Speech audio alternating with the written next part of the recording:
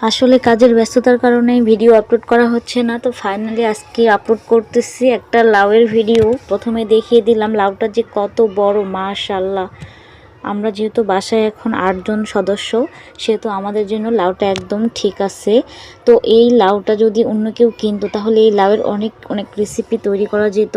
তো আমি আর অন্য কিছু বানাচ্ছি না, জাস্ট একটা তরকারি রান্না করব। তাই ফাইনালি ফার্স্ট লাউটাকে ভালো মতো কেটে নিচ্ছি। শীতের সময় লাউ তরকারি খেতে অনেক অনেক বেশি মজা লাগে। কারা কারা লাউ পছন্দ করেন তারা অবশ্যই কমেন্টে জানাবেন। আমি তো লাউ দিয়ে ডিমের একটা তরকারি বানাই, সেটা খেতে অনেক অনেক বেশি ভালো লাগে।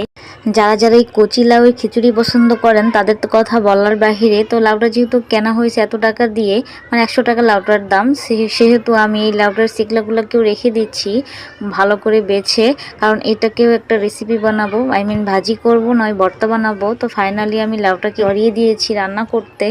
তো লাউ যখন আমি প্রথমে রান্না করি তখন একেবারেই হলুদ আমি দেই না। তো ফাইনালি লাউটাকে কষানো হয়ে গেলে তখন আমি এটার মধ্যে হলুদ অ্যাড করব। আর অন্যদিকে আমি এটা রুই মাছ দিয়ে রান্না করব। লাউ তরকারি সবসময় শোল মাছ দিয়ে রান্না করলে বেশি মজা হয়, তো আজকে শোল মাছ ছিল না দেখে আমি আজকে রুই মাছ দিয়ে রান্না করতেছি। তাই তো প্রথমে হলুদ মরিচ মেখে মাছটাকে ভালো করে ভাজিয়ে নিব।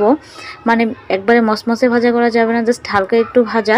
দেন আমি এটাকে একটুখানি পানি দিয়ে, মানে মশলাপাতি সব কিছু দিয়ে একটু একটু হালকা করে কষাবো। দেন ফাইনালি লাউটা কষা হয়ে গিয়েছে, তাই এটার মধ্যে 1 চামচ হলুদ দিয়ে দিলাম। এই যে দেখুন, হলুদের দেওয়ার মাত্র কালারটা পুরো চেঞ্জ হয়ে গিয়েছে। আর এতক্ষণেও আমি এটার মধ্যে মরিচ দেই নাই, একদম লাস্টের দিকে অ্যাড করে দিচ্ছি যাতে ফ্লেভারটা অনেক ভালো আসে। দেন ফাইনালি রান্না কমপ্লিট, তাই আমি মাছটাও দিয়ে দিলাম। এখন হালকা করে একটু ধনিয়া পাতা উপর থেকে দিয়ে নিচ্ছি। এই তো আমার রান্না কমপ্লিট। আর এই বছরের প্রথম পেঁয়াজের কালি ভাজি করতেছি।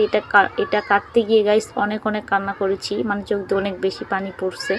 তো দেন ফাইনালি এটাকেও সব কিছু দিয়ে উঠিয়ে দিয়েছি। এখন এই যে ভাজা কমপ্লিট। আর এটা খেতে যে দারুণ মিষ্টি লাগে, আর ডিম দিয়ে ভাজি করলেও খেতে অসাধারণ লাগে। আজকে ভিডিও এই পর্যন্ত, সবাই ভালো থাকবে, দেখা হবে নেক্সট কোনো